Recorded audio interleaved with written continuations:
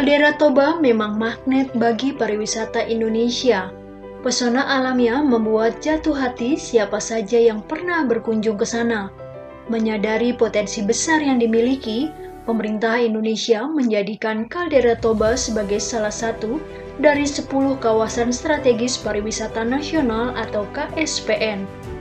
Dan kini Indonesia boleh berbangga karena Kaldera Toba atau dikenal dengan Danau Toba ditetapkan sebagai UNESCO Global Geopark.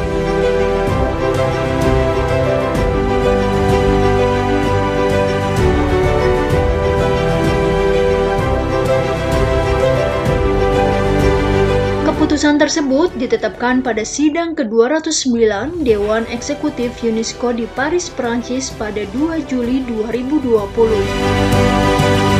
Pemerintah Indonesia berhasil meyakinkan Badan PBB untuk Pendidikan, Ilmu Pengetahuan, dan Kebudayaan bahwa Danau Toba memiliki kaitan geologis dan warisan tradisi yang tinggi dengan masyarakat lokal, khususnya dalam hal budaya dan keanekaragaman hayati. Penetapan Kaldera Toba sebagai UNESCO Global Geopark memberi kesempatan sekaligus tanggung jawab bagi Indonesia untuk melestarikan dan melindungi, sehingga nantinya dapat mendorong pengembangan ekonomi dan pembangunan kawasan tersebut.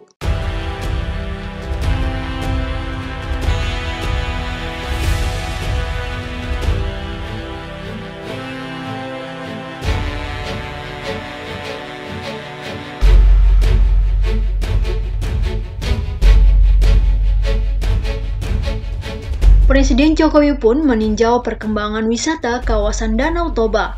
Bersama Ibu Iriana berkunjung ke Gedung Pusat Informasi Geopark Kaldera Toba yang berada di Singgulati, Kecamatan Cianjur, Mula-Mula. Geopark UNESCO, jadi di sini namanya perkampungan si Raja Batak dan ada dari sini asal-muasal orang Batak, sehingga ini menjadi daya tarik tersendiri secara historis dan budaya. Dengan demikian, maka ini harus dilestarikan. Oleh karena itu, 1 tahun yang lalu, maka sudah datang Ibu Negara untuk melakukan penanaman pohon-pohon endemik. Hari ini datang kedua kali Ibu Negara dan Bapak Jokowi datang. Oleh karena itu, maka ini akan dikonservasi. Di dalam gedung ini, Presiden Jokowi melihat teater mini dan informasi tentang sejarah terbentuknya Danau Toba serta kearifan lokal setempat. Tak hanya itu, Presiden Jokowi beserta Ibu Iriana juga berkesempatan melihat komoditas pertanian yang dipamerkan di sekitar Geopark Singgulati dan mencicipi kopi lokal. Taman Bumi Singgulati ini merupakan salah satu ikon pariwisata di Samosir yang memadukan keragaman geologi, hayati, dan budaya. Selain menyuguhkan pemandangan alam yang indah dari ketinggian, di tempat ini juga terdapat coffee shop antik di tengah perkebunan kopi.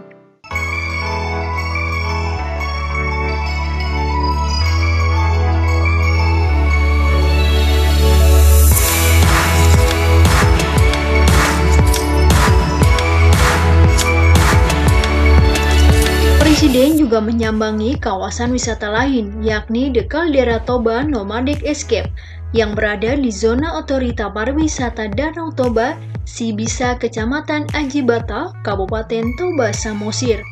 Kawasan ini memberikan pesona alam yang mempesona, ditemani semilir udara sejuk khas pegunungan. Kawasan seluas 386 hektar ini menawarkan sebuah petualangan di tengah indahnya Danau Toba.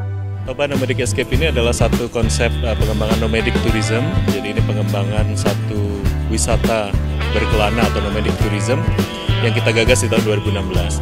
Jadi kalau di lingkungan sini nanti bisa dilihat ada tenda di sebelah sana atau glamping sekarang kalau anak mudanya menyebutnya. Lalu ada cabin. Di atas sana nanti kalau sempat syuting ada bubble tent, itu juga transparan terbuka, jadi kalau tidur malam bisa melihat itu. Nah, ini adalah produk-produk yang amenitas yang kita tawarkan untuk para millennials datang ke Toba, mereka bisa menikmati Toba dengan cara yang berbeda. Wisata kemah modern rasa hotel memang menjadi fasilitas unggulan di Caldera Toba Nomadic Escape. Wisatawan akan merasakan sensasi menginap di alam terbuka. Lokasinya pun sangat strategis, hanya 20 menit dari Parapan atau sekitar 1 jam 30 menit dari Balige. Berjarak 2 jam dari Bandara Silangit dan hanya 10 menit dari Bandara Sibisa. Kawasan ini memang masih dalam pengembangan guna mendatangkan para investor. Satu-satulah kita mau menyelesaikan ini dulu. Ini ada 386 hektar yang sudah selesai, clear, sudah dipegang oleh Badan Otorita, sehingga tadi perintah saya secepatnya dimulai. Baik itu yang tanggung jawab pemerintah, infrastruktur jalan, dan lain-lain. Kalau ini udah mulai, investor nggak mulai, stop, ganti. Saya udah sekarang harus tegas-tegas gitu. Kalau enggak, kapan mulai? Nggak tempat yang sangat bagus kayak gini, gampang cari investor. Destinasi wisata lain yang bisa dikunjungi adalah kawasan wisata Tele.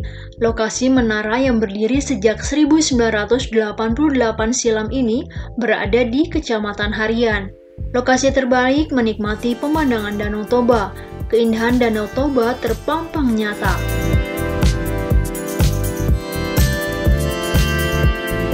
Tak jauh dari Menara Tele terdapat fasilitas tempat istirahat 2 lantai berstandar internasional dan ramah lingkungan.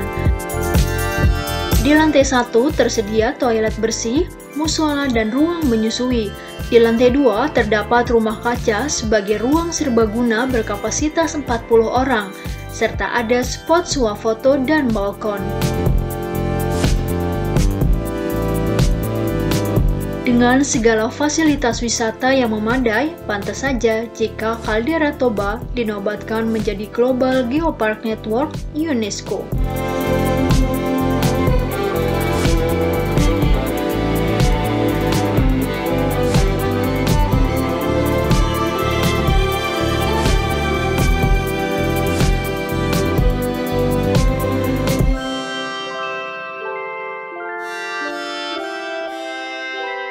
Lebih detailkan lagi saya kira potensi untuk menjadi kawasan wisata yang kelasnya super, saya kira sangat besar sekali.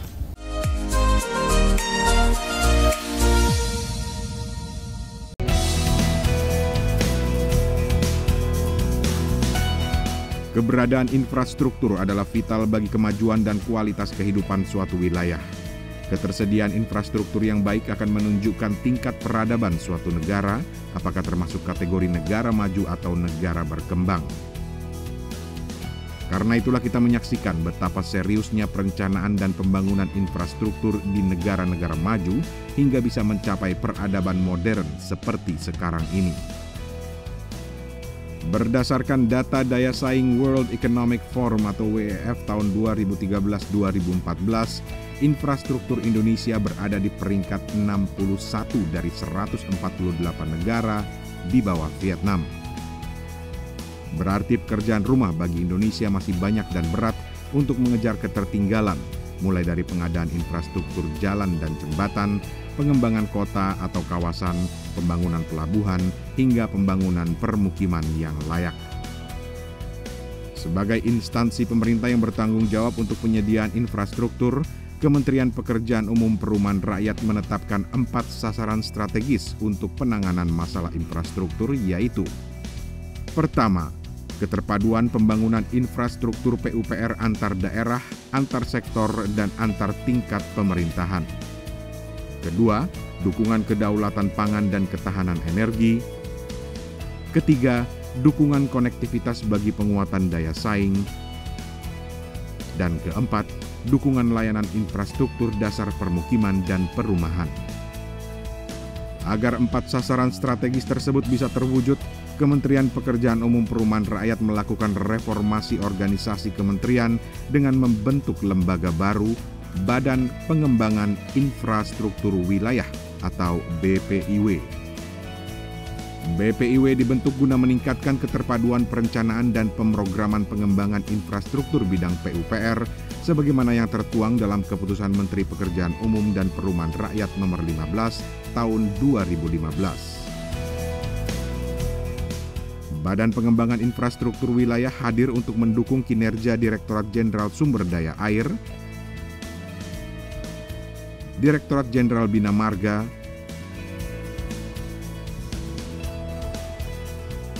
Direktorat Jenderal Cipta Karya, Direktorat Jenderal Penyediaan Perumahan, dan Direktorat Jenderal Pengadaan Perumahan. Selain itu, kehadiran BPIW akan mendorong pembangunan infrastruktur yang memperhatikan faktor kewilayahan dan komunitas sosial. Pembangunan infrastruktur bukan semata-mata untuk proyek fisik, tapi membangun infrastruktur berarti membangun bangsa.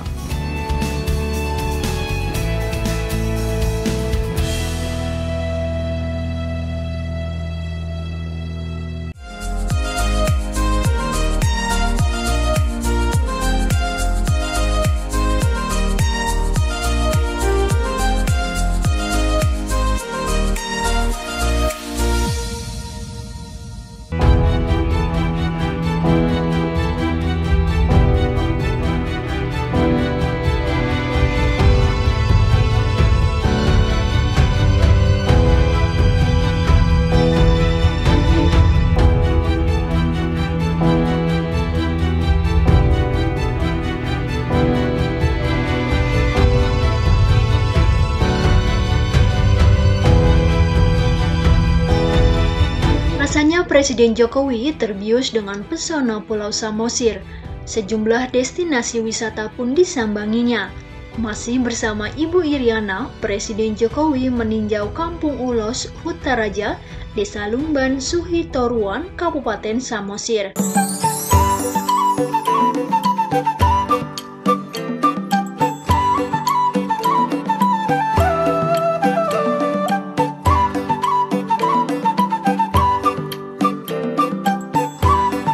Saat tiba, Presiden dan Ibu Iriana disambut tarian selamat datang.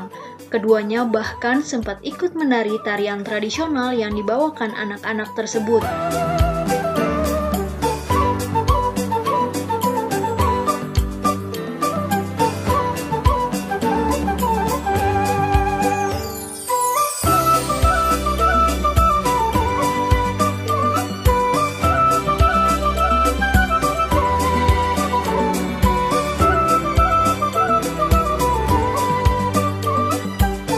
Keduanya pun singgah di salah satu rumah yang ada di kampung tersebut dan berbincang dengan warga setempat.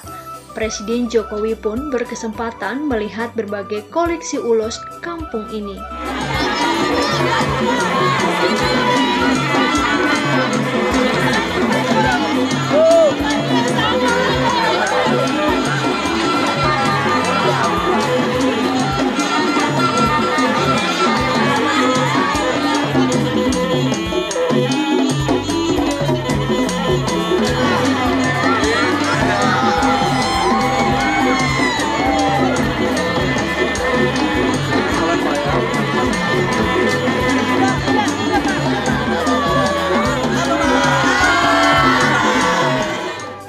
Berada di Kampung Ulos Hutaraja, Presiden dan rombongan bergeser ke lokasi kedua untuk meninjau dermaga jeti Pantai Indah Situngkir, Desa Huta. Pantai Indah Situngkir salah satu tempat wisata bagi warga Samosir. Masyarakat bisa bersantai duduk di tepi pantai atau menyusuri dermaga jeti. Bisa juga menikmati deburan ombak di restoran apung dermaga.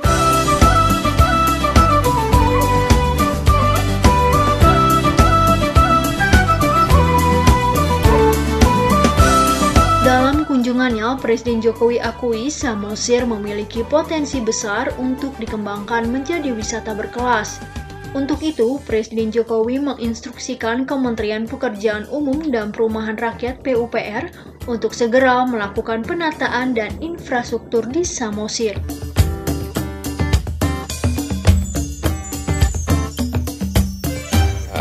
Terus akan kita kerjakan agar kawasan Danau Toba itu betul-betul menjadi sebuah kawasan wisata yang kelasnya super gitu. Meskipun sekarang sudah, tapi ini akan kalau kita lebih detailkan lagi, saya kira potensi untuk menjadi kawasan wisata yang kelasnya super saya kira sangat besar sekali. Bandaranya siap, infrastruktur sudah dimulai dikerjakan, terus nanti yang tadi yang di Sibisa tadi juga investasi nanti didorong ke sana.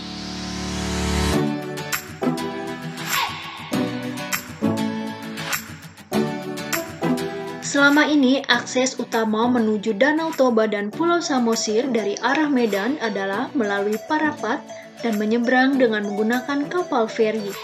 Dengan dibukanya Bandara Silangit sebagai bandara internasional, alternatif akses menuju Danau Toba dan Samosir juga terbuka melalui darat via Dolok Sanggul, Tele, Pangguruan.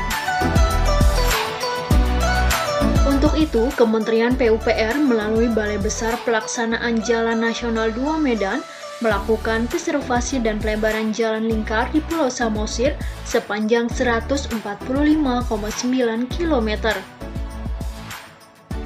Total anggaran yang dipersiapkan untuk paket pengerjaan yang telah dimulai sejak 2016 tersebut sebesar Rp691,44 miliar.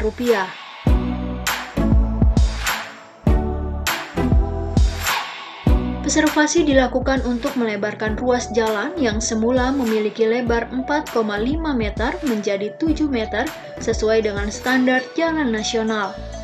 Selain itu juga dilakukan penanganan tebing sehingga mengurangi risiko longsor baik pada jalan akses menuju ke Pulau Samosir dari Simpang Tele menuju ke Pagururan maupun jaringan jalan lingkar di dalam Pulau Samosir. Selain jalan lingkar Samosir, Kementerian PUPR juga membangun jembatan Tano Ponggol serta memperluas alurnya. Tano Ponggol merupakan satu-satunya akses darat menuju Pulau Samosir yang berada di tengah danau. Pelebaran alur Tano Ponggol ini juga membuka akses wisatawan untuk mengelilingi Pulau Samosir menggunakan kapal pesiar besar. Nantinya alur Tano Ponggol akan dilakukan pelebaran dari 25 meter menjadi 80 meter, sepanjang 1,2 km, ditambah kedalamannya yang semula 3 meter menjadi 8 meter.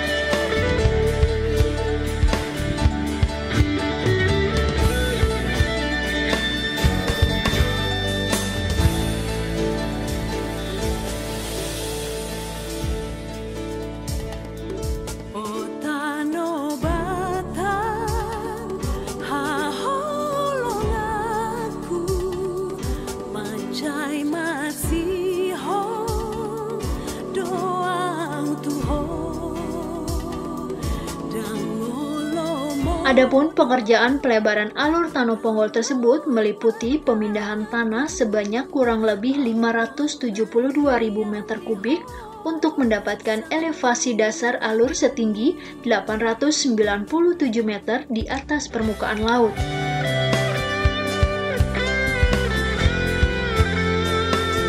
Selain itu, pada sisi kiri dan kanan, alur Tano Ponggol nantinya akan menggunakan steel steep pile untuk menjaga kekuatan tanggul. Pada sisi kiri dan kanan juga akan dibangun jalur pedestrian sebagai bagian dari penataan kawasan sekaligus dukungan objek wisata di Danau Toba yang dilakukan oleh Ditjen Cipta Karya Kementerian PUPR.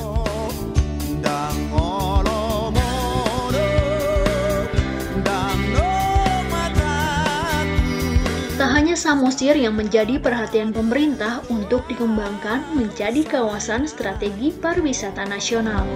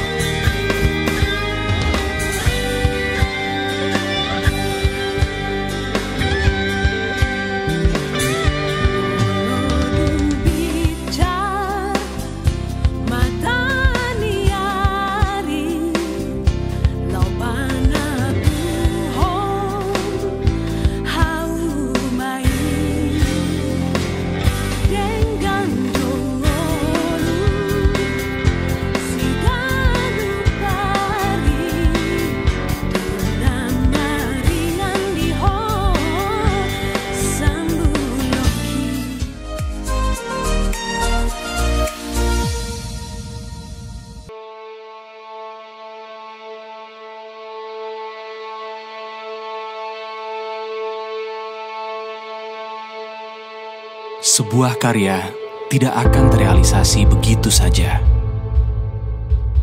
Apalagi kita hidup di negeri kepulauan terbesar di dunia. Beragam budaya dan banyak perbedaan bukan sesuatu yang mudah untuk disatukan. Bekerja secara profesional tidaklah cukup. Butuh lebih dari itu. Lebih dari apa yang kita miliki saat ini. Lebih dari apa yang pernah kita lakukan sebelumnya. Ini bukan mimpi. Ini adalah kesempatan. Kesempatan untuk maju dengan karya bermutu. Kesempatan untuk menjadi bagian dari perjalanan bangsa ini. Ya, bangsa Indonesia. Bangsa yang begitu besar. Bangsa yang terlahir dengan daya juang yang tinggi. Bangsa yang tidak pernah menyerah dan tidak ada kata lelah. Menjadi besar bukanlah pilihan, tapi merupakan tujuan. Tujuan yang membawa kami terus meningkatkan kemampuan. Beradaptasi pada setiap perubahan, merencanakan dan mengevaluasi tanpa henti. Bersama Waskita, membangun Indonesia.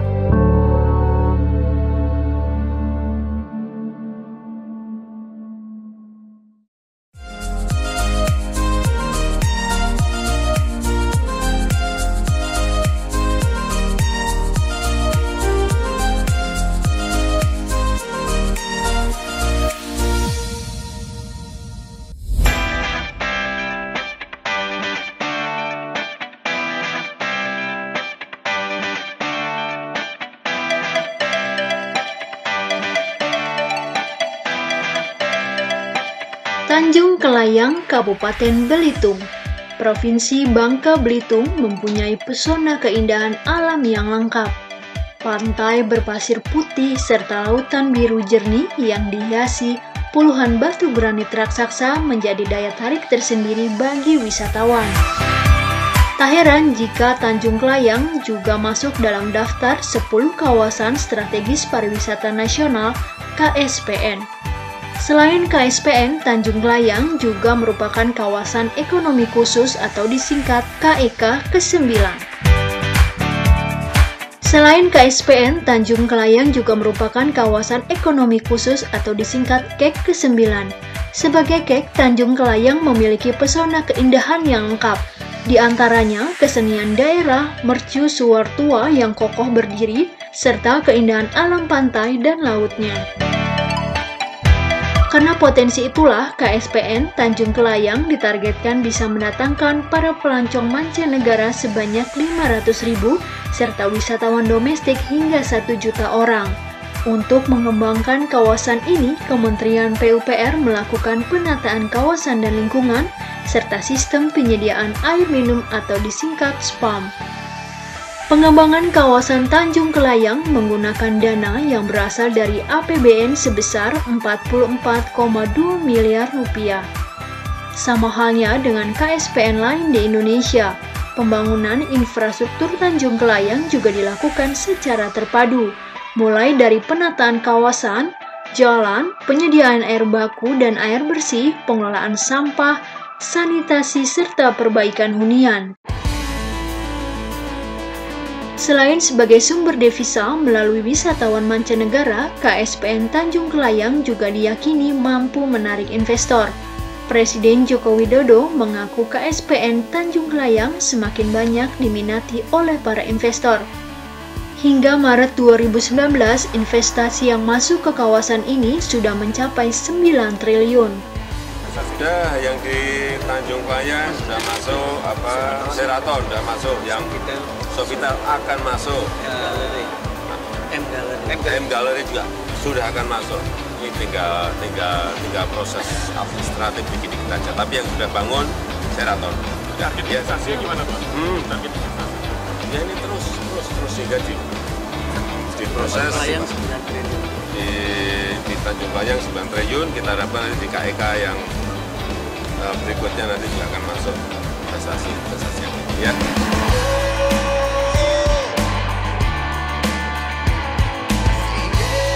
Pada 2018, Kementerian PUPR telah menyelesaikan penataan dan pembangunan kawasan pantai Tanjung Kelayang. Anggaran yang digunakan sebesar 22 miliar rupiah. Di antaranya, pembuatan taman termasuk landmark, peningkatan jalur pedestrian, jalur tangka menuju pantai, serta fasilitas penunjang lainnya.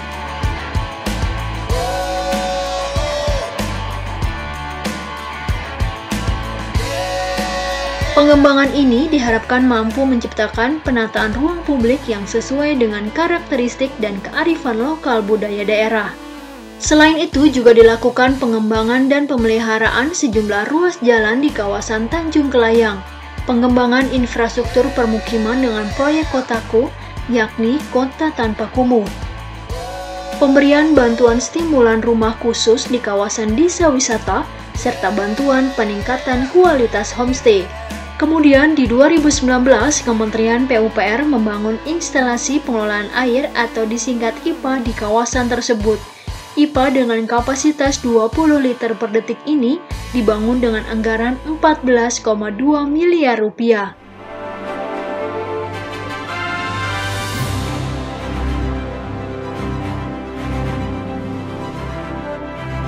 Selain itu juga dibangun jaringan perpipaan sistem penyedia air minum atau SPAM dengan anggaran 8 miliar rupiah. Pembangunan IPA tentunya ditujukan untuk mendukung pemenuhan kebutuhan air baku KSPN Tanjung Kelayang. Kementerian PUPR mendukung penuh melalui pembangunan sosial dan mengangkat eksotisme Tanjung Kelayang untuk dikenal dunia.